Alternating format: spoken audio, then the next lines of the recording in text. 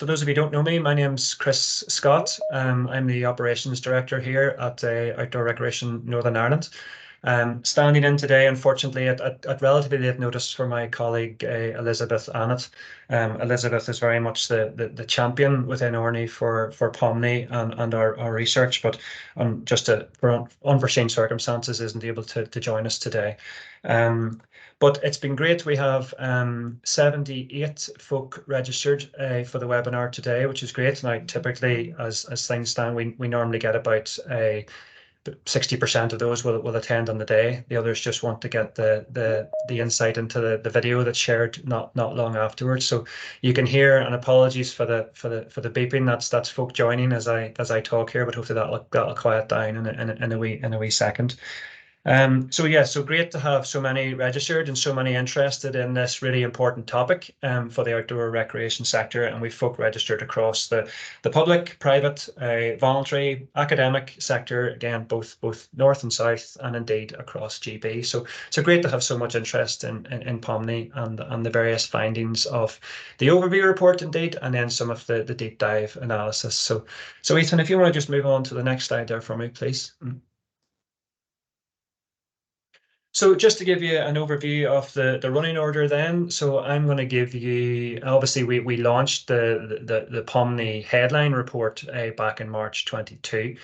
So just as a recap and to set the foundation for the detail that's going to follow, I'll give you an overview of some of the key findings within that, and then how that led to us commissioning further deep dive analysis then. And Duncan Stewart is with us today from 56 Degrees Insight, who's going to take us through the detail of each of those deep dives. So the urban-rural disparities in outdoor recreation, the impact of deprivation in outdoor recreation, and then the experience of outdoor recreation for those with disability or long-term illness. Duncan will take us through each of those individually, but at the end of each of those sessions, we'll provide the opportunity for a Q&A. So we want to make these that it's not just a broadcast, that it's very much interactive, and we get the opportunity to have a chat with one another. At the end, we'll also, part of this sort of deep dive element of the project, we've also produced council fact sheets as well. So we'll give you a little insight into that, but then also provide you a link to where to find more information on that. And then we'll wrap up with some next steps and a final Q&A. So next slide, please, Ethan. So just some housekeeping. You're all well used to these by now, the webinar format, but just for the avoidance of doubt, again, you've all adhered to the rules already, which is great. So yeah, just to keep the bandwidth good, there's lots of moving parts in these webinars. My broadband, Ethan's broadband, your broadband, Duncan's broadband, etc., etc. So lots of moving parts. So by keeping the cameras and microphones off during the presentations certainly helps with that. We'll obviously want you to turn your camera on and your microphone on later on for the Q&A, should you wish. And if you just want to sit in silence, that's absolutely fine too. We're recording the webinar because obviously then you and your colleagues can watch this back afterwards. So we'll also be sharing the complete slide decks as well from both my presentations and from Duncan's presentations. So you don't have to furiously take notes for the session. And then as we're going through the presentations, either my own presentation or indeed, more importantly, Duncan's presentations, if you have any questions or reflections, just you can type those into the chat pane. And certainly as Duncan's presenting, I'll be gathering some of the questions together to ask Duncan at the end of each session. And if time allows us, we'll obviously do the old-fashioned questions as well, where you can raise your virtual hand or just wave your hand, and we'll come to you with a question. So hopefully we've got enough time within the session for that. Okay, we'll move on to the next slide, please, Ethan. Okay, so just to give you a recap really of how we got here today. So I suppose really, as I've always said before, Outdoor Recreation Northern Ireland is an organisation. We're always fueled on a passion to get people involved in the outdoors, because we inherently knew it was good for them. But correctly so, we're constantly being challenged to prove the contribution that outdoor recreation was making to the delivery of government outcomes. So really what we want to do is have some really concrete, statistically valid evidence to help us make our case. But when I say us, I mean us, the outdoor recreation sector. Whilst ORNI have been sort of the champion of this piece and facilitate the piece, it's very much research for the entire sector. As I say, it's allowed us to demonstrate the contribution of outdoor recreation. Therefore, it helps us put our case forward for increased support for outdoor recreation.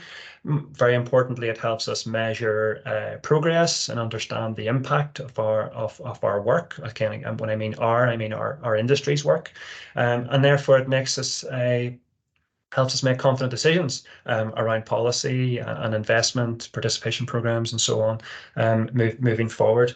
So, hopefully it'll be an absolute anchor to everything we do going forward. So we produced a headline report, which I'll give you some findings from in a second, back in March 22. It's also available on the ORNI website.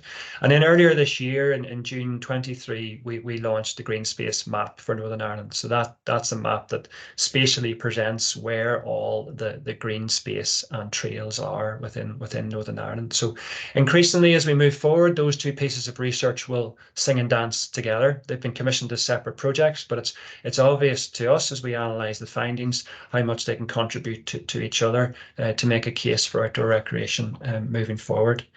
It's important to say at this stage that research costs money.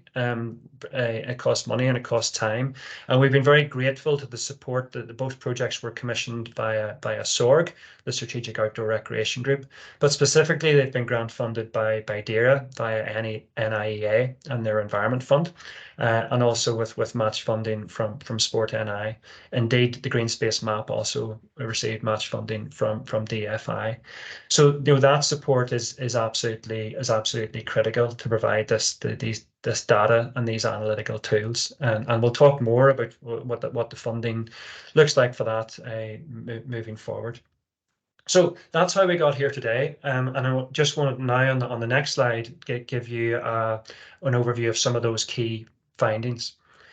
So unsurprisingly, POMNI identified that outdoor recreation or partaking in outdoor recreation is good for you.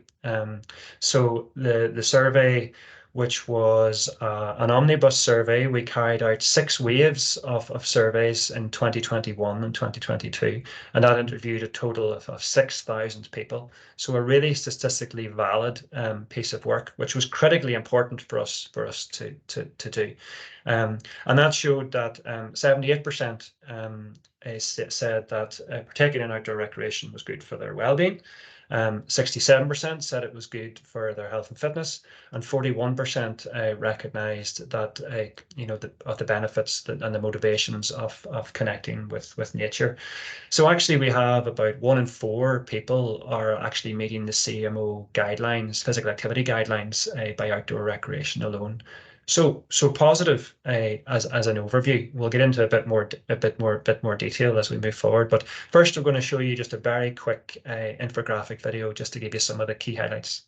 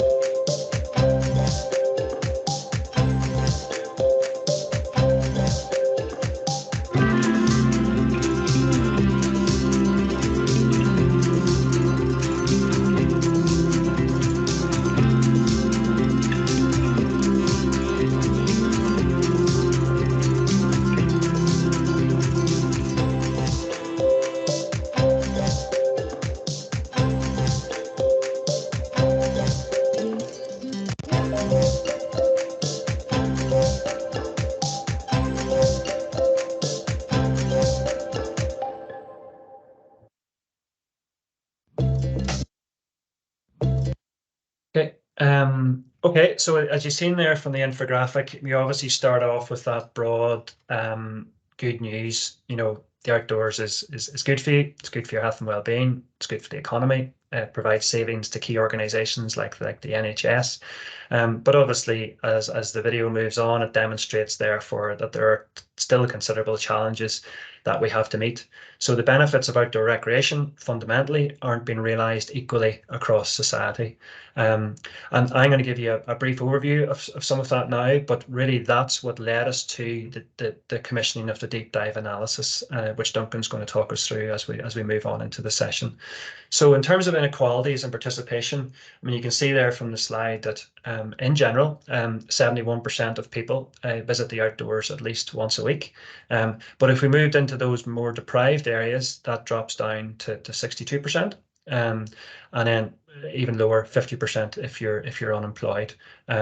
Likewise, for those with a disability, again, 71% is the national average, but that drops right down to 55% for those with a disability or a long-term illness. So we can see there that there's definitely inequalities in terms of participation across key groupings within our society.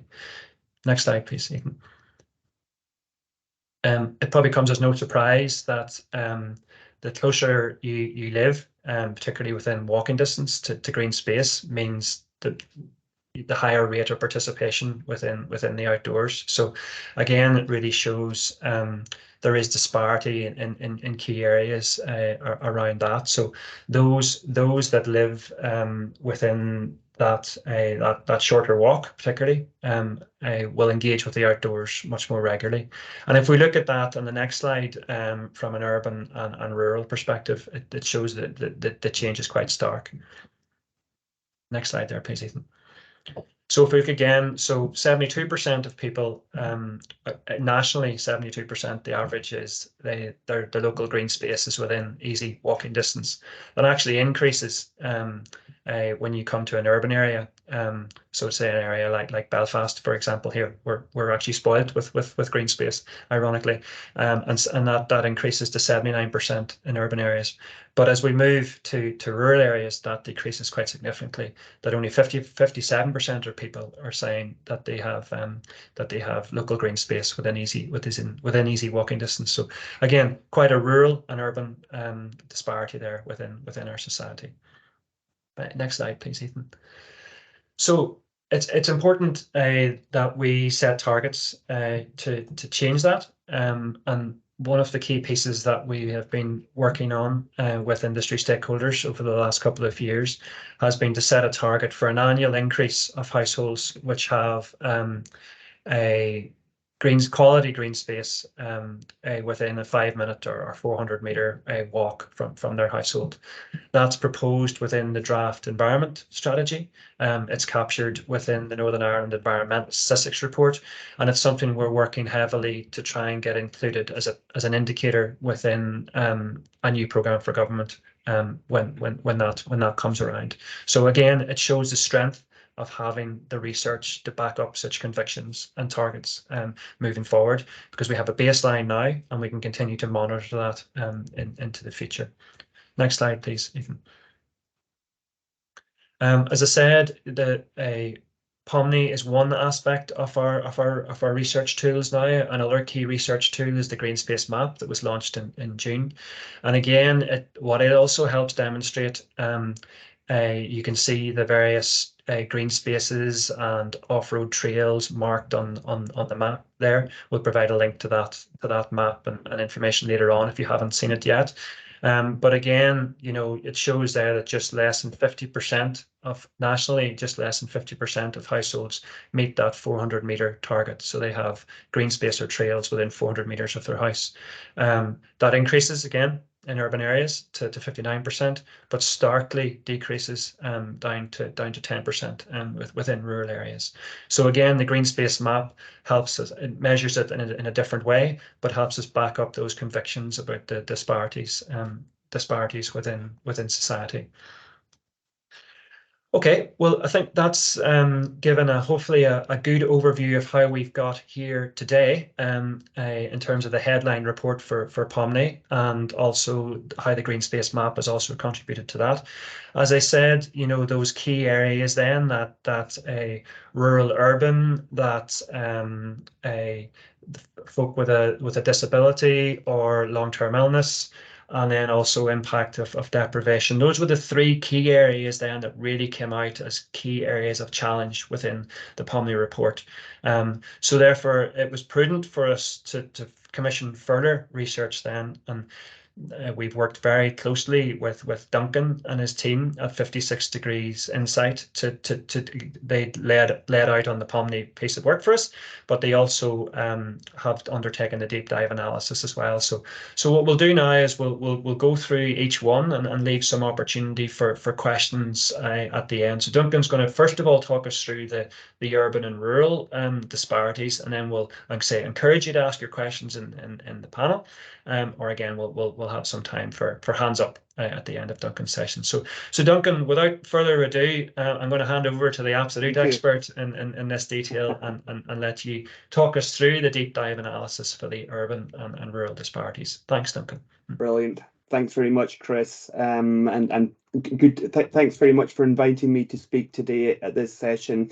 So yeah, I'm going to start with, we're going to have three different areas where we look at different analyses we've done, starting with comparing residents of urban areas with rural areas. So I'm just going to share my screen and hopefully you'll all be able to see that. Now, in each of these sections, we've obviously used the POMNI survey data, and the great thing about the size of that survey, over 6,000 interviews over that 12-month period we did the surveying, is it provides great potential for us to do these deep dives. So starting with the urban-rural comparisons, if you look on the right there, the box, we've got the size of the samples there and a bit about the definition, and for each of the other comparisons we've done, we've also got that similar sort of background information. And in each case, we've got a good size of numbers of interviews, a good sample size that allows us to do some really quite robust comparisons. So anything that we've pulled out here, these are differences that we would say these are statistically significant. So on the urban-rural split, just sort of technical way that we've done this, we've used the NISRA classification, urban-rural classification. So essentially we collect people's postcodes and that allows us to profile to that sort of official approach that's quite consistently used in government statistics in Northern Ireland. So that means that, you know, of our sample, we've got over 3,000 urban residents and 1,357 rural residents. Now, in the slides I'm going to show, what we've done is we've not shown every single POMNI result, but we've pulled out those which we feel are of most insightful, most interesting, where differences exist. I'm going to start by showing in each section a bit about the types of recreation undertaken, those comparisons, a bit about the motivations and benefits gained by the different groups and how those vary, and then a few charts which sort of point towards the barriers and challenges, and those are the areas where we might want to have a bit of a discussion, a bit of a think about, well, how can we help to increase participation amongst different groups? What are the different strategies required? Because this sort of data very much shows that there are differences. So first of all, then, what this chart illustrates the overall frequency. We ask people, how often do you tend to visit the outdoors, you know, and thinking about the last 12 months. So quite a broad comparison. The blue bars represent the urban residents, the light green, the rural residents. And where I've got a green arrow, bright green arrow, that's just to pull out sort of notable differences amongst the rural residents. So not huge differences here, but the key thing really to point out is that rural residents tend to visit the outdoors a little bit less often than urban residents overall. So you can see that sort of at least once a week measure. There's a difference there, but also at the other end, the never. So 9% of rural residents never visit the outdoors versus 7%. So small but statistically significant differences. Where we start to see more differences are around some of the sort of characteristics and and motivations, etc. However, so this chart illustrates, we asked people what activities they'd undertaken in the outdoors during the last 4 weeks. So again, broadly similar patterns. Often it's about the sort of subtle details that we're looking for here. Both groups, it's about short walks most often, maybe longer walks. The one that sort of is a little bit different really is that rural residents, a third of those are taking dog walks, slightly more than urban. And I think that actually will reflect dog ownership levels typically being higher. We see from other data in more rural areas, places with gardens, etc., space, etc. It's a reflection of that. Some of the other activities, there are small differences, but we're not really pulling them out because they're not necessarily very statistically significant, but does suggest there's a bit more in the way of wildlife walking, picnics, activities which involve maybe engagement with nature amongst the rural residents, whereas urban residents, it's more about walking, maybe running as well.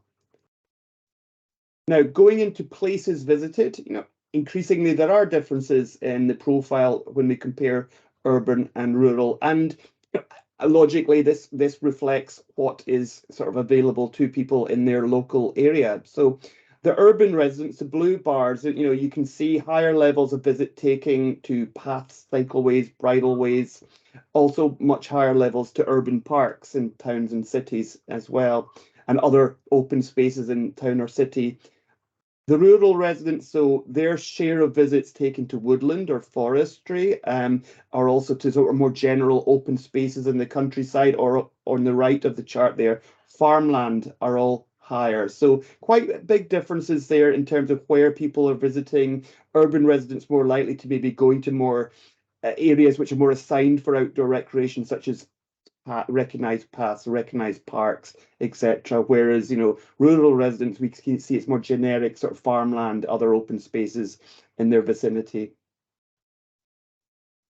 So getting more into the sort of motivations and sort of softer side of things, almost, we asked people to select from a list, what their reasons for taking their most recent outdoor recreation visit to the outdoors. So broadly similar order of things. We see, reflecting the data Chris was just talking about, where exercise is the primary motivation, health and fitness also sort of third from the top there for both urban and rural residents. Second from the top, relaxing and unwinding, so the more well-being related benefits.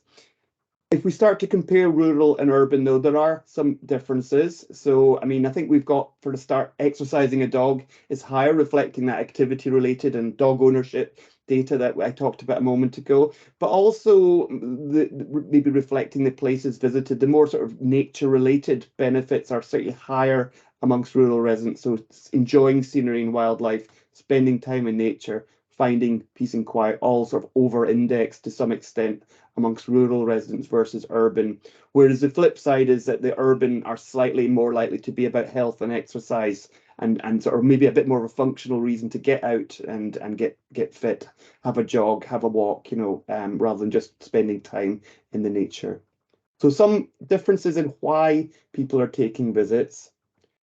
Now, we also asked people about, and it's related to why, but what they kind of got, the outcomes, the positive outcomes and benefits they obtained from their time spent outdoors. And again, we asked them to focus on their last visit, their most recent visit to the outdoors, and use this as a sort of sample, because we did the survey over a 12-month period of the types of things people gain. So again, we do have a sort of general order. It's similar amongst both urban and rural. So it's really positive to see, in both cases, more than half are selecting the more well-being related benefits. So people are agreeing they're calm and relaxed, they're refreshed and revitalized.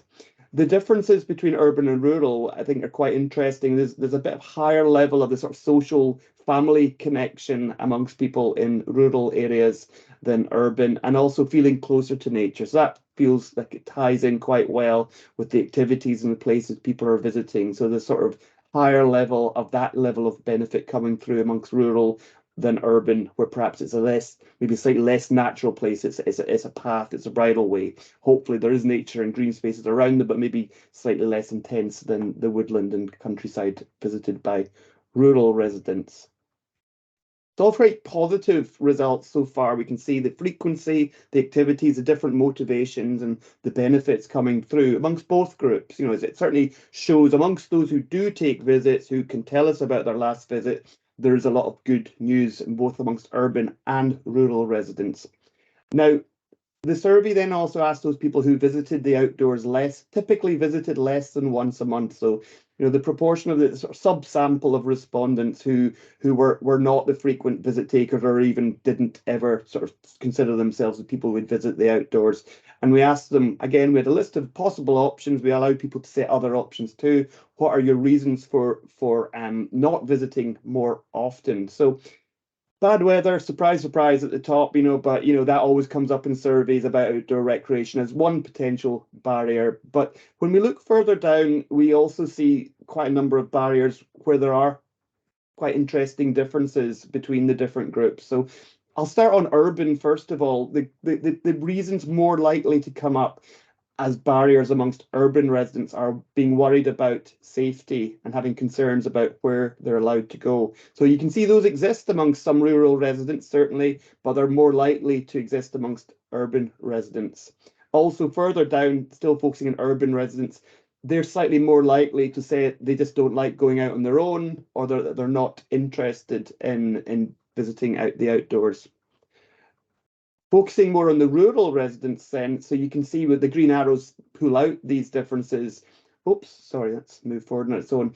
A lack of suitable places to go coming through, you know, reflecting some of the data Chris touched on earlier, you know, and the places people visit.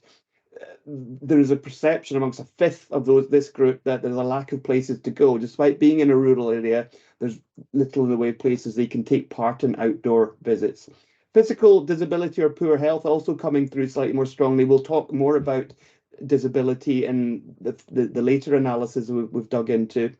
Too expensive, having caring responsibilities, and a lack of public transport. You know, it's 7% just, but that's much higher than amongst urban residents. So these things sort of coming together as barriers amongst people living in rural areas. So you can see some clear differences between urban and rural. And linked to that, we also ask people to rate the quality of their local green spaces. So on the left, first of all, do they agree or not with the statement, my local green spaces are within easy walking distance from my house? And on the right, my local green spaces are of a high enough standard to want to use them. So the positive is that largely people are fairly positive about those statements, especially the quality. However, there's a clear difference. You know, the people disagreeing about the walking distance in particular is much higher amongst rural residents, you know, a bit places that they can go to. And also the quality, you know, is a bit more lower level. There's a lot fewer people strongly agreeing that the green spaces are a high enough standard. Similarly, we asked people about their local paths and trails. So again, on the left, whether the path and trail is within easy walking distance, and on the right, whether it's of a good enough standard. And it's an even more notable difference between urban and rural here. So I think this is building on where people are going. The barrier is many rural residents, you know, don't feel that there are safe places of high enough quality for them to be able to participate in outdoor recreation, to take visits. So it's a real barrier. And linked to this sort of final chart in this section, really, we asked people, well, the mode of transport they used. This is amongst the people who did take visits. And so, you know, again, maybe slightly counterintuitively to what you might have imagined before doing this research, you know, you can see actually rural residents are much more likely to have had to drive to the place that they took part in the dog walking or the walk or the other activity they did, the spending time in woodland, enjoying nature. So more likely to have to drive or actually, you know, travel by public transport, 9% compared to 1%, whereas urban residents more likely to have the green space, the footpath that they used on their doorstep, so they can literally walk there from home. So that's a summary of that analysis. What I'll do is I'll stop sharing just now if there's any questions before we move on to the next part. Thanks, Duncan. Thanks very much. All the delegates have been so focused on what you were saying there, they forgot to write any questions in the Fair in the enough. chat pane. So I'm hoping there are some virtual hands going to go up when I open the floor here. I'm sure there is, because there was plenty of good stuff covered there. So Yeah. has anybody any questions for Duncan at this stage? A good opportunity to ask any particular questions. Should say also any thoughts, implications, and maybe it might be beyond the actual session today. I'm always happy to hear ideas on this, because we are hopefully will be continuing to do these sorts of analysis. So it's great to get another point of view or a query on why didn't we ask this, how didn't we do that, because we can do that next time. Absolutely, absolutely. I suppose I'll open things with others. Pippa. Hi Pippa, how are Hi you? Pippa, good to see you. Hello, hello. A question Good. from the other side, if I'm over here. Really interesting data. And I was reflecting, so what's going on? And I was reflecting that I was wondering whether there was any socioeconomic data that you'd looked at as well, of these respondents, because I wondered, is that affecting people going out at all? Did you look at that as well? Yeah, well, we've separately, and we'll be showing in this session, urban, rural, socioeconomic status, and disability. But what I think is clear, and I think this is where, as we build the survey data, at further waves, we'll have more ability to sort of look at the intersection between these different drivers of inequality. So we can also say, well, part of the reason, for example, a hypothesis might be part of the reason for differences amongst rural residents is a higher proportion are in a certain age group or a certain social grade as well. And I could see from this, now we haven't been able to do that yet because it's deep diving even deeper than we can just yet, but where you see the barrier of disability or illness coming through stronger amongst rural residents, that makes you feel, well, that will be related to an older age profile, a bit like the dog ownership as well. And I know from other data, not our own survey data, just more general population data, that typically an urban population might be younger, and so there will be underlying factors, which I think that's something we need to not control for, but kind of get our heads around and make sure we're taking account of. It's not just external factors. It's not just about the supply of green space. That's a big part of it, but that's not everything. Thank you. Yeah, I think that is a really interesting point that you said there finally, Duncan, that there's definitely, you almost can't deep dive enough in one sense, because when I looked at the data, it's very easy for us in the outdoor recreation sector to go, well, there are challenges with people engaging with the outdoors in rural areas. Well, we just need to build more and put it closer to their house. That is certainly part of the solution. But when you dive into that, there was things coming up like, it's too expensive. There was cost issues, people with caring responsibilities, and so on. So there are other challenges there as well for us to not just think about the physical space, but actually think about what other steps we're using to make it more accessible or reachable to those in rural areas as well. So it builds a much stronger picture as we go forward, which has been really interesting for us to look at. Yes, indeed. Yeah. Okay. The other quick question I had on that one, I suppose, was, Duncan, you've obviously been involved as well in comparable surveys with MENI in England and Wales, SPANS in Scotland. In terms of that section in particular, are there, you're increasingly becoming an expert in Northern Ireland now with the work you're doing for us. What are the sort of comparisons looking like there, or between urban and rural? Is there anything that stands out very different in Northern Ireland compared to other areas, I suppose? I think, and this is where I sort of a couple of times I said presenting almost surprisingly, because I feel like there's more of a difference in Northern Ireland, and we're doing an ongoing survey in Scotland, and we need to sort of revisit this between urban and rural, and the surprising bit went in my head is that the lower levels amongst rural populations, and now that might be because of underlying things such as population. There's lots of differences, but it may also be related to right to roam legislation and so on. So perhaps there's more confidence, more ability for someone to be in a village in Scotland to be able to walk their dog through the field, and whereas perhaps in Northern Ireland, it's a different situation. It's more requires more designated places where people have confidence that they can walk. So I think some of the legislation differences. Now, England's a different story again, obviously. I'm less familiar with the latest data there, but I think it would almost be quite an interesting way to look at the results around this, to kind of control for, well, here's somewhere similar in many other ways, but the legislation's difference versus here. What is the difference? Is this down to, the way that recreation's treated and access is treated? Yeah, no, I think that's a very valid point. And in fact, you by default there, I think, answered Nikki Elliott had raised the questions in the chat there around right to roam and access, and does this have an impact in rural communities? And I think what you're saying there is the hypothesis is potentially yes, compared to other nations. Yeah. And we've talked a little bit about, I think during the pandemic, there was a lot less traffic and roads felt safer, because often the only opportunity might be to walk along tarmac road. But that, again, is a kind of a fear, that it's just dangerous to walk along. There's not a path I can go on. But during that time, I think we saw some data that suggested part of the rise in participation might have been because of greater confidence, and it was less dangerous to do so. Okay, great, thank you. Well, we've come to the end of the questions for that section, but obviously, folk, that these three sections will overlap to a degree as well. So there's a catch-all opportunity at the end as well. So if something comes into your mind that didn't in the initial bit, then please just fire it into the chat, and I'll do my best to get it to Duncan.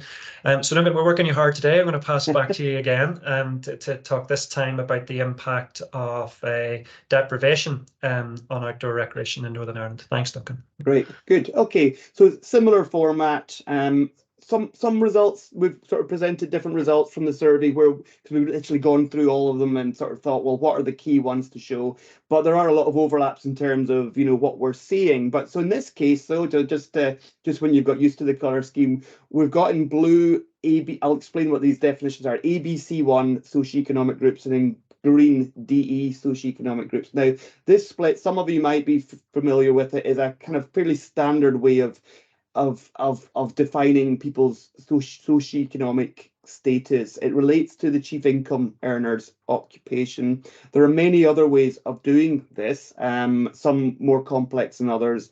In a sense, this is a widely used approach, and it's very straightforward to do in a survey. But I've also pulled out in a couple of the charts some other related measures, such as looking at whether people are employed or not, and also looking at the index of multiple deprivation, which is based on postcode. But we chose to show the analysis based on this split because it felt like it provided the clearest picture in terms of the difference. Now, 1,115 of our respondents are classified as D or E socioeconomic grade. So that includes sort of people who are unemployed, people who are in sort of non-skilled manual occupations. So typically lower income occupations.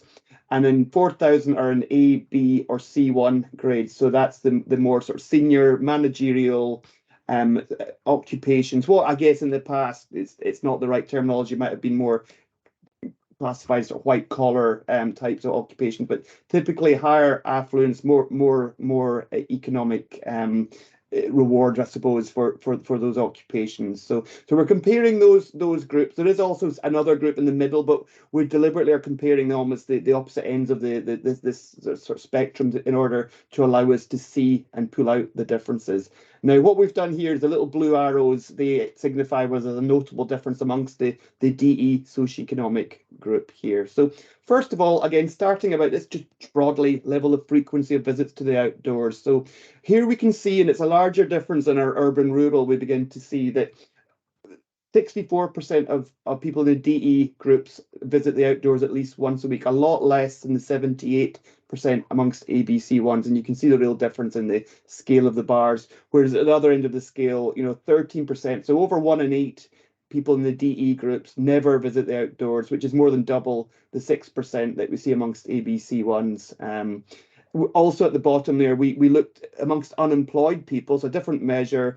51% of unemployed people visited the outdoors for leisure at least once a week, typically.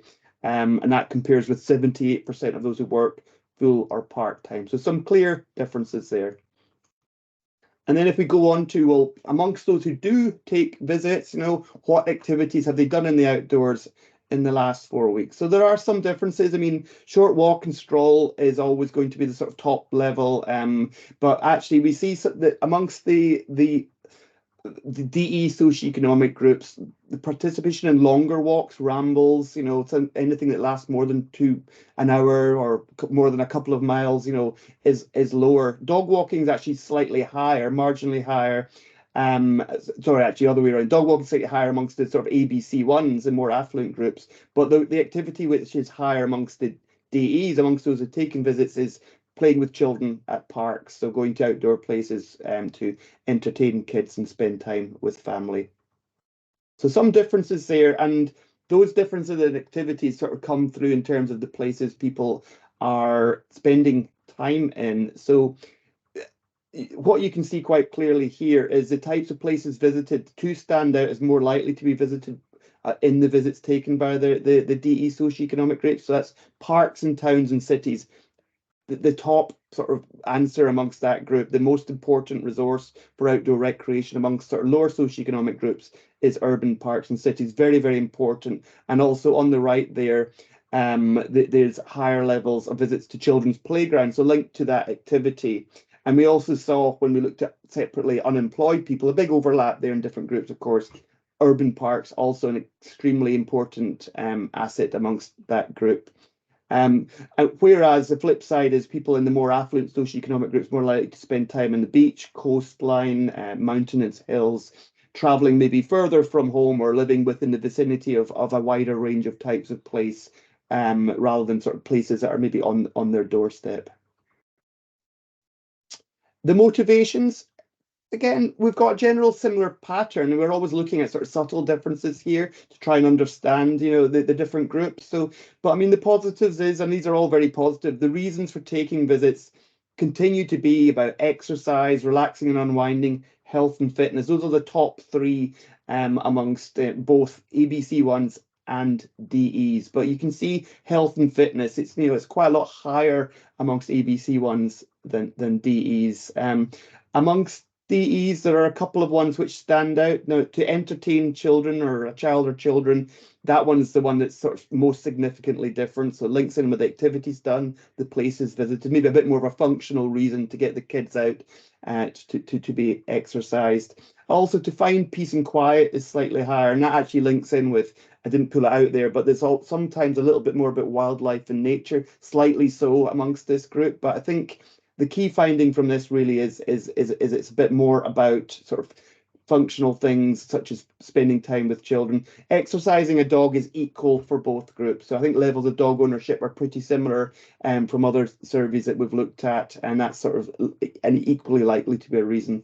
On the right there, again, we've looked at this on a different basis. So a third of people who work full or part-time took visits for health and exercise. And that compares with just 26% amongst unemployed people. So explicitly being aware of and consciously taking visits for health and exercise and health and fitness seems to be lower amongst the lower socioeconomic groups. So moving on to the related areas where we ask people, what benefits did you obtain from the last visit you took to the outdoors? So positively, the top one, and it's equal for both groups, is feeling calm and relaxed. So some clear well-being benefits. However, the separate statement about it made me feel refreshed and revitalized, interestingly, a lot higher amongst ABC ones than DEs there. The ones which are slightly higher amongst DEs, however, are spending time with family, so linking in with going to parks, spending time with children amongst those sort of in that life stage, and also feeling closer to nature, slightly higher amongst the DE groups as well. And that links in with that sort of lesser finding, I suppose, in the one about children, about people spending time in places that they can see wildlife, maybe enjoy a bit of peace and quiet and escape. So that connecting with nature is certainly strong amongst the DE group. The other benefit that we've looked at here, and we've got this for across all of the respondents, but was particularly interesting here, however, is we asked people how often they visit the outdoors for recreation, and we also asked them about their typical amount of time they spend on the visits and how vigorous the activities they do are. So what this allows us to do is to sort of approximate whether or not people are meeting the chief medical officer's recommended levels of exercise. So that's at least 150 minutes of moderate intensity activity every week, and that can be split, or 75 minutes of vigorous activity every week. Now the bars in green show the proportions of people who meet that level of activity, and amongst ABC1s it's 40% of the population, but amongst the DE socioeconomic groups it's a lot lower. It's 24% are meeting the guidelines. So I think what this is reflective of, we saw there was broad lower levels of frequency of visits generally, but also within the activities done, for example, lower levels of longer walks, the amount of time spent, the intensity of the activity isn't as high. So that physical health benefit isn't being obtained by nearly as many DEs as ABC1s. And on the right there, you can see the bullets. You can see similar discrepancies between unemployed people and those who are working full time, just 20%. And also this is one where, amongst the least deprived areas in Northern Ireland, 43% of people achieved those guidelines, but that reduced to 35% amongst those living in the most deprived areas. So whichever way you sort of cut the data in relation to socioeconomic status, this is one of the clearest findings, that the benefit of the physical health benefits of outdoor recreation are lower amongst those in the DEs, or the lower socioeconomic groups. Okay, so moving on to that question about barriers, reasons for not visiting the outdoors for more often. And this again was asked amongst those who visited less than once a month, amongst both the ABC1s and the DEs. So we're looking at the lower participation people to find out why. Once again, bad weather's at the top for everyone. Everyone's experience of weather is the same, and that's often the reason given. But then if we look at some of the differences, so I'll focus on the ones with the blue arrows. So this is where it's higher amongst the lower socioeconomic groups, and quite large differences here. So a lack of suitable places to go is higher. A physical disability or poor health is a lot higher, and this is where we see, the point that Pippa was making earlier. There is a relationship between different measures, a sort of intersection between disability and poor health and lower socioeconomic grades. So really coming through, a third of those infrequent visitors giving that as a reason. But also not liking going on their own, a lack of interest.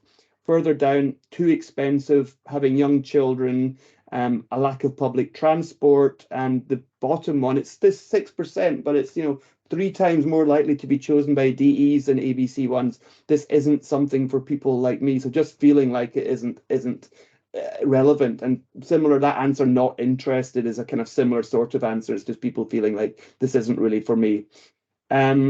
On the bullet on the right there, we also see, amongst people who are unemployed, 51% of people who are unemployed did not take visits because of a physical disability or poor health. So even higher than amongst the sort of the DE ABC1 comparison, a big overlap. Related to transport, then, we talked a little bit about that in relation to urban-rural, but what we know from other surveys and data is that levels of car ownership or car access are lower amongst less affluent groups. And that's reflected in the mode of transport used by those who do take visits, at 59% on foot versus just under half of ABC1s more likely to travel by car. So I suppose this just reinforces the point about it's about easy access. It needs to be places where it's difficult to reach other places due to a lack of car access. And linked to that, I'll just show you the results around these questions where we ask people to rate their level of agreement in relation to, first of all, local green spaces. So on the left, you'll remember it's about whether they're easy walking distance from their home. On the right, whether they're high enough standard for them to want to use them. So again, not as large differences maybe as we saw in the last section, but there's certainly lower levels of strong agreement, higher proportions who are in that disagree area as well. And similarly, local paths and trails for walking, access on the left, and quality of usage there. Even lower, I would say, actually, the quality of local paths and trails, only a quarter of DEs agreeing that they're sufficiently quality that they want to use them. So you can see, it's about the local environment. It might also be about the lack of ability to drive to somewhere nicer. What one person's definition of local might be smaller than another if you don't have access to a car. So that's the last slide in this section. So again, happy to take any questions and thoughts on that part. Okay, thanks, Duncan. Yeah, some really interesting stuff on that, and some quite stark stuff as well, particularly around the physical activity piece. I appreciate this as a research piece around outdoor recreation, and the benefits of and so on. But it probably gives a good indicator of overall challenges within society as well, between those two key groupings too, as you say, when you rely on or compare against other pieces of research as well. Yeah, absolutely. Yeah. So just going to say there's a few questions in the chat there. Pippa, I'm going to come to your second question first. Do you want to just maybe ask that yourself, Pippa, over the microphone, if that's okay? If not, I can read it out. Thank you. Yeah, that's fine. It was really interesting data, and I was starting to think, there's so much research we need to do to follow up on that, around the unemployment stuff. So I realise this is a snapshot, but I kind of think a long-term question is unemployment a cause of fewer visits? So if somebody has a job and then becomes unemployed, do they then visit less often than previously? And you kind of think that's intriguing. And then the more intriguing one is, if somebody is unemployed and they start to visit the outdoors more often, does that make them more likely to get a job? Yeah. No, it's a great question. One which the POMNI data can't answer, because we almost have a moment in time. But I think it would be a fascinating sort of, it's almost kind of ethnographic sort of thing, isn't it? Like to follow through. But I mean, in my head, this is just points of view, sort of takes on it, is that there's probably certain factors which make it, if you get a job, maybe you have more affluence, you might have a car, you might have more ability, but also there might be other factors such as confidence and time and so on, which become enablers. But this is just points of view. But there might be other factors which don't change because they're more, related to things which don't change, such as it's not for me, I'm not interested, I do. So it would be very interesting. I imagine it's a bit of both. And yeah, as you say, it's kind of cause and effect. It might be that spending, we do see from the data that spending time in the outdoors is good for well-being and mental health, and probably links on to things like confidence, etc. So it could be there's a virtuous cycle between the two, or a vicious cycle between so it's a big question, but yeah, really interesting. Some kind of in-depth qualitative research might be the kind of thing that's required there.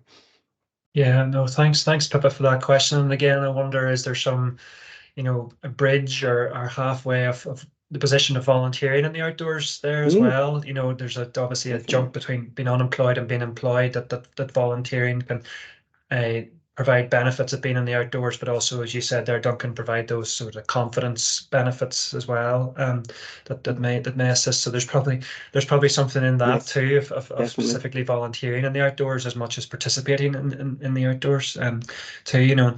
I think I always get told off by my team in here by leaping to conclusions when we see some of this data. But just when I was piecing together some of your slides there, and you say we're probably more hypothesis building here than as much as anything. But you talked about those in the DE categories. They engaged with the outdoors through town or city park. Was one of the key areas. And then they seemed to relate more to opportunities with their families as well. That was a key reason for getting out. But the barrier was that some of them had very young children, and the barrier was that some of it was too expensive. So there's a lot for us to think about there in terms of, again, it's not just a simple matter here of putting more things in more places. It's about putting the right things in the right places as well, and making sure that we've got affordable participation programs and so on to back those up. So there's a lot, there's really quite a lot to tease out in that one. And the data is quite stark that 40% of ABCs versus 24% of DEs meeting the guidelines. That's quite stark, So but we know that outdoor recreation can help turn that curve. So we should certainly take the stock in time and go, there's a big challenge there, but we should also be, I don't know whether inspired, motivated, I suppose is the right word, to make sure that we all collectively take steps to turn that curve going forward now that we have the baseline to measure on. So so yeah, so plenty to think about there. And as you say, the nuances, I feel, you know, for us as an organization and again the sector, those nuances do help us think, how do we approach projects? How do we approach place shaping? How do we approach participation programs?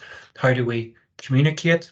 You know, some of the things there was perception of that's not for me. We don't have green space. Our green space isn't high enough quality. We're not sure how to access it. So there's quite a lot there too for us to pick apart and think, well, what we're doing is not quite right at the moment. So we've got to make changes to how we do that going forward. So it's I find all this stuff so useful to create those hypotheses and then think, well, what are the solutions? Because this is all about finding solutions as we move forward. Absolutely, indeed. Okay, there's no more questions at this stage, so conscious of time as well. So we're going to move on to the last one then of the three, which is those with a disability or a long-term illness. So I'm going to pass back to you, Duncan, for that one. Great stuff. Thank you very much. Yes. Okay. So similar format that we've going to present the data.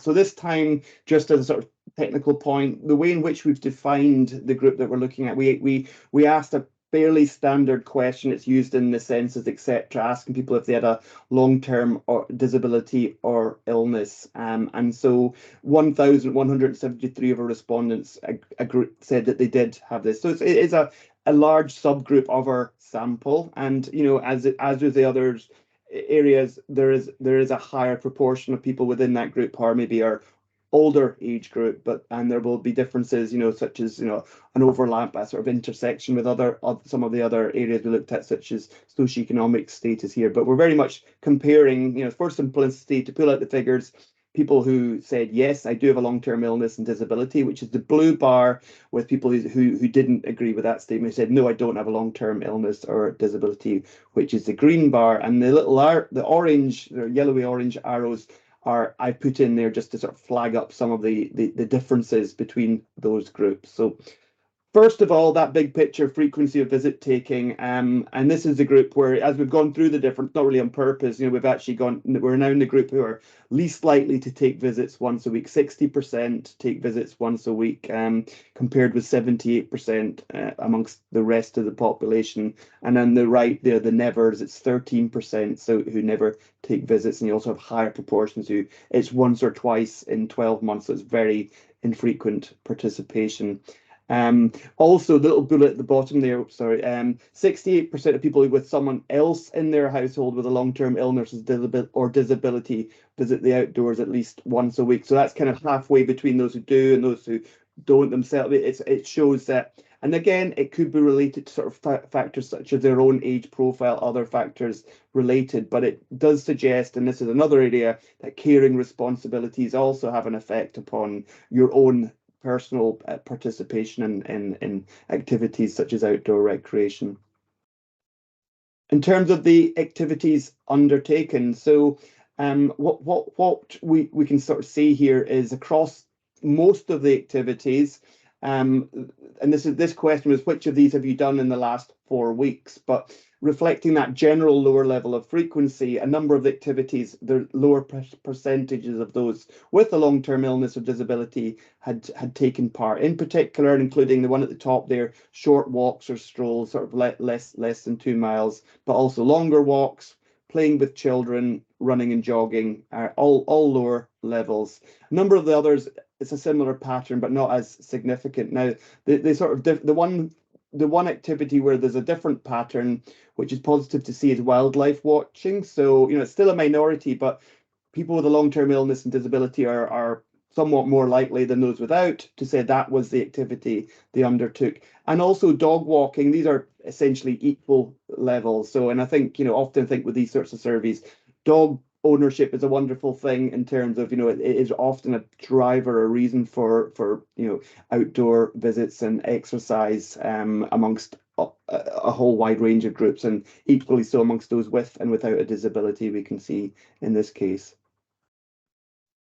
In terms of places visited then, so there are also some differences as well. So overall, I'll start with the ones, again, I'll talk about the ones which are lower amongst those people with a long-term illness and disability, where the green bar is taller. So woodland, paths and cycleways, country parks, so there's lower levels of visits. Also, to a lesser extent, Mountain Hill, moorland is lower generally. This is places visited in the last visit.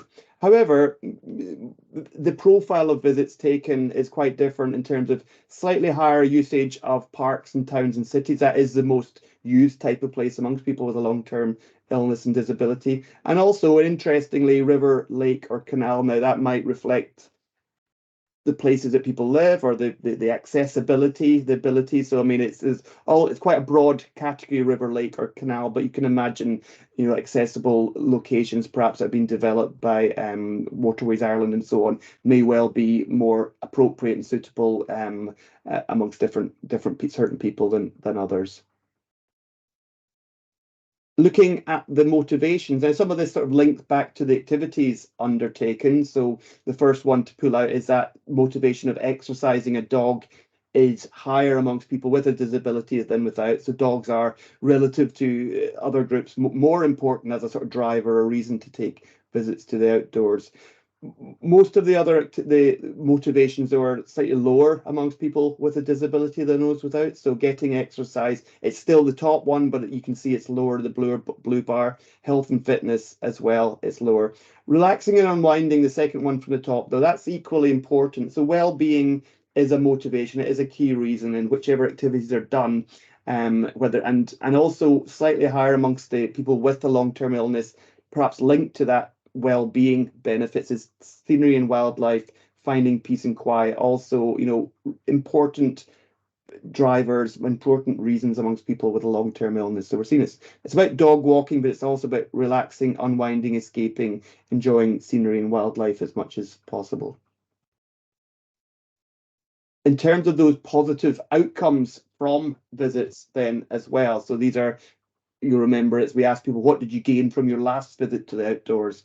And we've taken that as sort of representative of the typical types of visits taken by these groups. So at the top, positively, and I would say sort of pretty much equal, you know, equally high for both groups, is the well-being related benefits, calm and relaxed, refreshed and revitalized. But we've also got feeling close to nature. It's the sort of third one for people with a disability, and that's slightly higher. The ones that are slightly lower are more about spending time with other people, and some of this may reflect other factors such as life stage people are at, but slightly less likely to say it's about spending time with family or spending time with friends amongst this group. So as with the other sections, a lot of positives here. I mean, we've got to bear in mind this is amongst those who have taken a visit.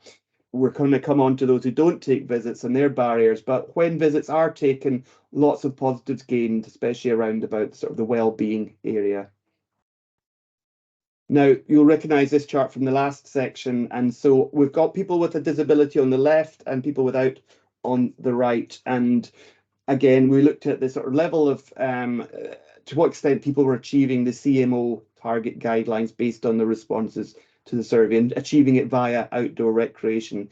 And so you can see quite a lot lower amongst people with disability. That's because of the lower level of frequency, the difference in the activities done, the level of intensity that those activities were done. We asked questions about whether people were out of breath or and to rate themselves whether it was moderate or intensive and so on. We asked the kind of standard questions to get to these measures. So it's a third amongst people without a disability, but it's 23%, just under a quarter amongst those with. So again, it's lower levels are achieving these targets.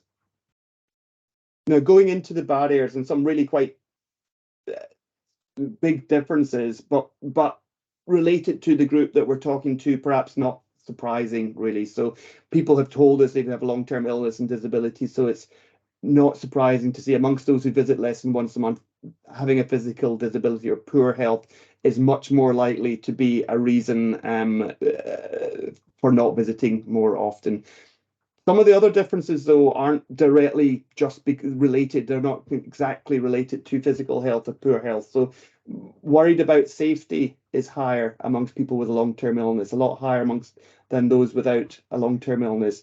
Also, further down the chart, we've pulled out with the arrows here some other interesting differences, not liking going out on their own. And we just saw in the last chart that spending time with family and friends was less likely to be a positive outcome. So this thing about sort of someone else to go out with and so on might be something which is sort of a bit of an insight into sort of overcoming barriers.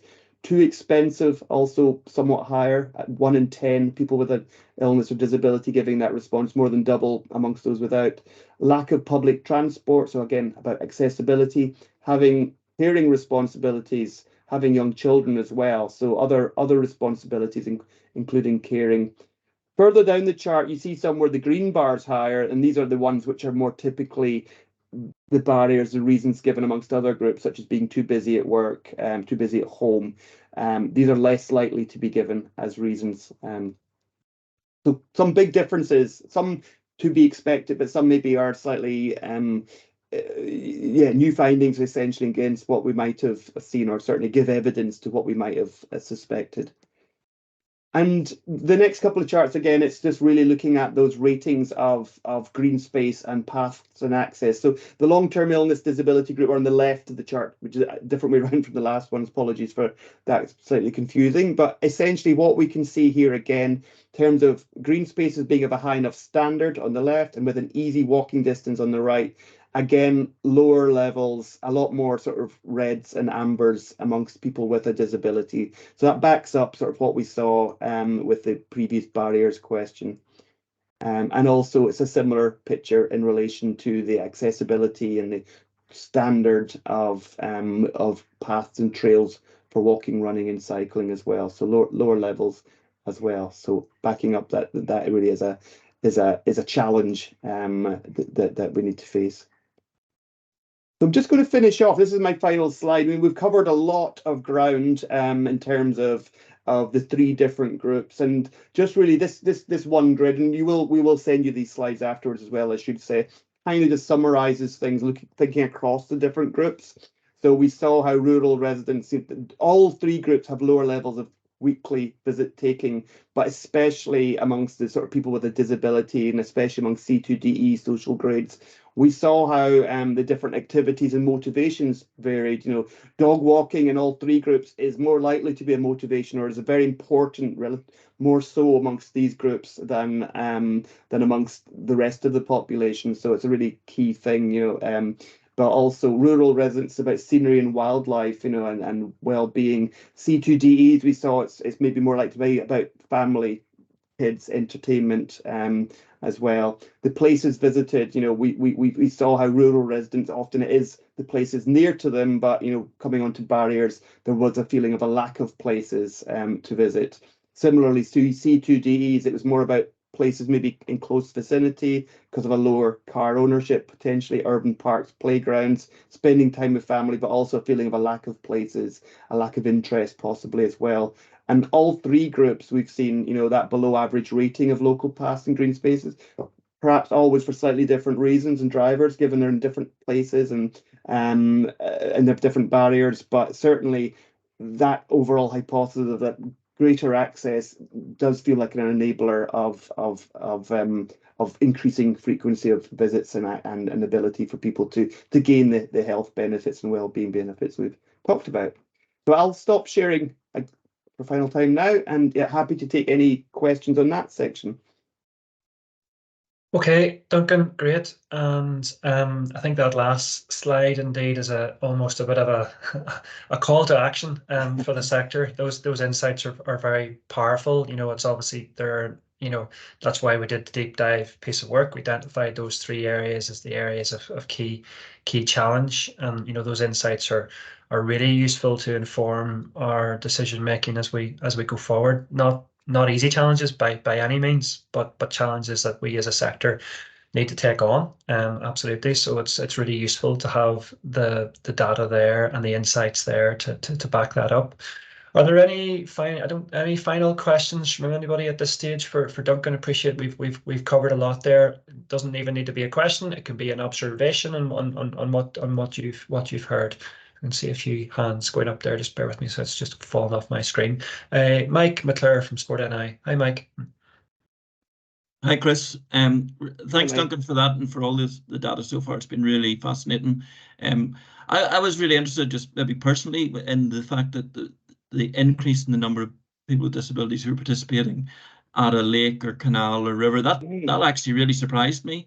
And it'd be fascinating to find out kind of what activities they were doing. You know, well, because one of the things that maybe is happening is people participating in something fairly easy, like angling, for example. But it would be really fascinating to find out what are the activities that are resonating with people and encouraging them to participate in water-based recreation. So yeah, it was really interesting. I agree. No, it was one where, you know, certain findings you kind of expect and you see, and that's what you would imagine from other surveys, but that one wasn't so. So no, I think what we could do there is have a bit of a further dig into the data to sort of try and understand that. And, you know, also that's one for us to bear in mind for if the survey's ongoing, as we get larger sample updated data, we can keep an eye on that. I mean, and the reasons, yeah, it's hard to say. It might well be easy, better access, flatter, etc. But it might be other factors going on. We shouldn't assume, so we can dig into it and find out. Good idea. Yeah, and indeed, I want to think, there's lots of assumptions we could jump to on that one. I think, you know, and you know, Nikki Elliott has made a valid point in the chat there as well, that, you know, canals and so on typically have, you know, flatter, easier terrain. You know, therefore it's the area that those with a disability can easily access and utilize.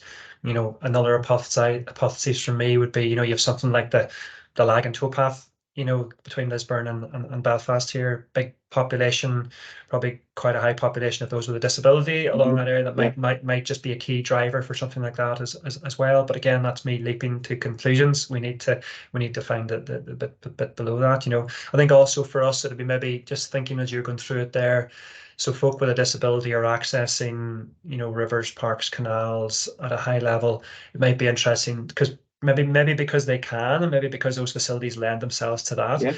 But could we tease out where else they would like to access that they can't, you know, and that would help us shape further place shaping and participation ideas going forward as well. So, you know, so it must be very frustrating for you, Duncan, because every time you come to us with an answer, we ask you another question.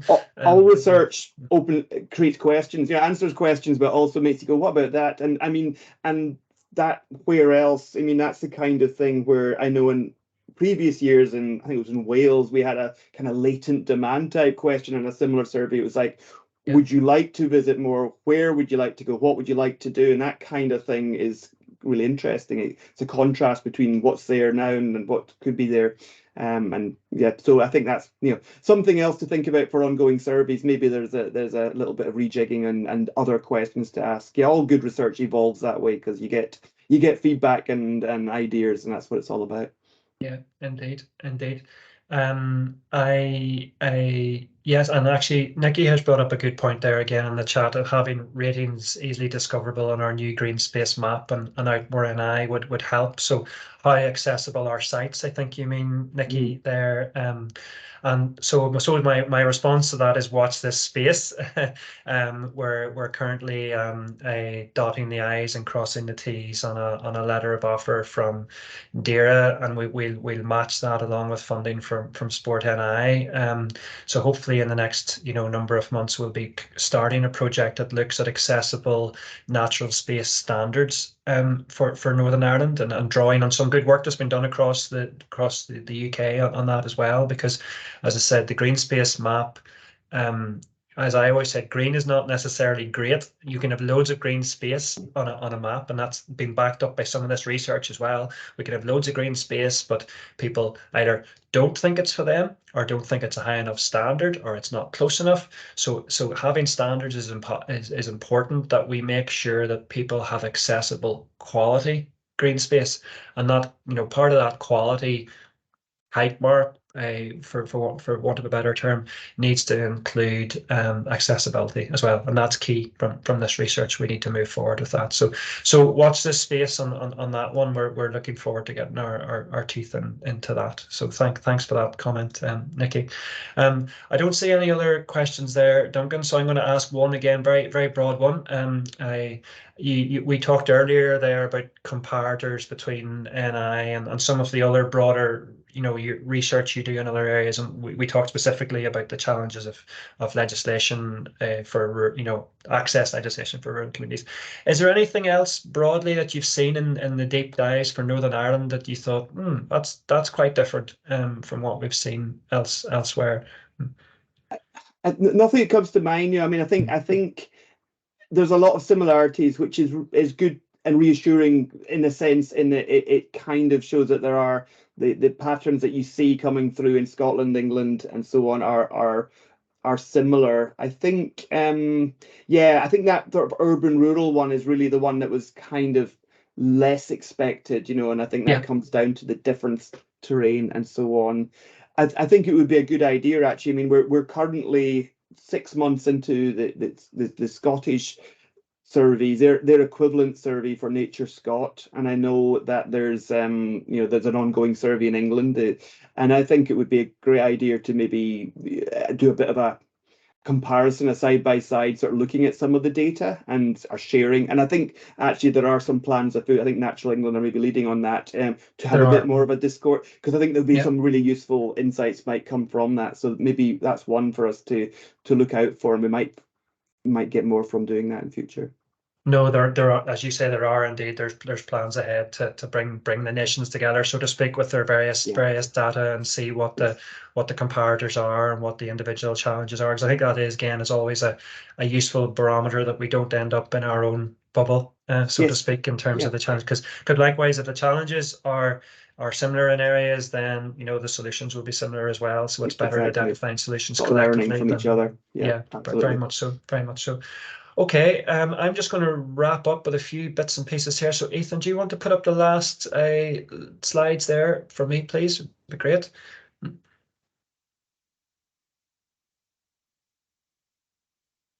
So just to flag up then, obviously we've covered a lot today. There's been a lot to cover. There's a lot of good data there. So we'll obviously be sharing the slides from this presentation and the video and so on from this presentation as well over the coming days. On the Outdoor Recreation NI website, you can find all the deep dive reports that have been produced. And indeed, there is also, which we haven't talked to in much detail today because there's been a lot of other items to cover, are the council fact sheets. So there's been a fact sheet produced for each of the local authorities, and I suppose in summary that provides a snapshot of the findings from POMNI for each council area, and provides particular insights for each council area, and provides a comparator from that local area versus the national average. So are more people or less people accessing the outdoors in your local area versus nationally, for example. There's lots of other really useful insights in there as well. So I'd encourage you to look at those, not just for your own area, but for the whole of Northern Ireland. And indeed, the infographic video that we shared as part of this presentation is available there. Too. I think a key theme, and I think Ethan's going to put the link to that in the chat as well, so you can get easy access to that. But again, we'll be sharing that in the follow up from this webinar today. I think the key thing from today, I suppose, is that the POMNI is exactly what it's called. It's a monitor. So it's no use us doing this once and referring back to data from 21-22. So, you know, again, the good news is that again we're dotting the I's and crossing the T's on a letter of offer from DAERA, which is really welcomed. And again, we'll be pulling together match funding from Sport NI and others to continue. So we hope to embark on another wave of survey from the autumn onwards. So we'll again build up our, as Duncan has suggested there, or said, that we need a large sample size, and we had 6,000 the last time, so we need a large sample size. That gives us a statistically valid report, but it also allows us deep dive into particular areas. So we'll be running those surveys across the seasons: autumn, winter, spring, summer. So again, we have a comparator to compare that wave of surveys against the previous ones. Of course, 2021, 2022, we're still in the COVID pandemic, or certainly coming out of the aftermath of it. So that definitely, you guys all know, that had an impact in how people engage with the outdoors and engage with outdoor recreation. So hopefully we won't have those challenges in 2023, 24. So that will give us another foundation of sorts. Funding from DAERA is across 5 years. So within that funding stream, we also have another wave of surveys in 3 years' time built into that as well. So that gives us in Northern Ireland for the first time a rolling survey across a number of years. That has been in place for Meany and Spans that Duncan mentioned in Scotland for a long time now. So it's fantastic that Northern Ireland has caught up and is moving forward together on that. As Duncan has said, and I think I've made reference to it too, that every time you produce a research report, it produces more questions. So in between the headline reports, those 3 yearly headline reports, we'll also be conducting deep dive analysis. So we have our own ideas about that, but you will also have your own ideas about that. Mike raised a really good point there. Could we ask a question around this? Could we ask a question around that? We'd love to hear that from you. We'd love to hear that from the sector. You know, are there particular questions, or are there particular things you would like to tease out? Sometimes that's just a wee tweak to a question or an additional question. I mean, it's not, we can't change things endlessly, but certainly small tweaks and small nuances to approach can make a massive difference in terms of our findings moving forward. So I'd encourage you to engage with the team, engage with the ORNI team. I think, Ethan, if you flick through the slides there, Elizabeth's email address will appear on the screen. So Elizabeth leads this aspect for us internally here. So if you've any key questions around that or key ideas, please get in touch. Or listen, we're all at the end of a phone or the end of an email over the coming weeks. So hopefully that has give you a good insight into POMNI. It give you a good insight into the deep dive analysis, and shows that we're not stopping here in terms of our research. We're going to continue that on into the future. But listen, research is research. Duncan won't like me saying this. Research is research. Talk is cheap. If that data doesn't inspire action within the outdoor recreation sector to meet those challenges, then there's something wrong. Of course, there's challenges in Northern Ireland and so on with budget at the moment, but some of the findings in that don't make easy reading. They're incredibly stark. So we as an organisation are incredibly motivated to make change, and I know many people in this call will equally be motivated to make that change. So hopefully collectively, it'll be great to be back here in 3 years, 6 years, to be looking at some of this data again and showing an upward turn in some of a reduction in some of the gaps. So I think I'll leave you on that point for now. Thanks for joining us again. Thanks for your support to the ORNI webinars, and we'll look forward to seeing you all in the near future. Thanks a million.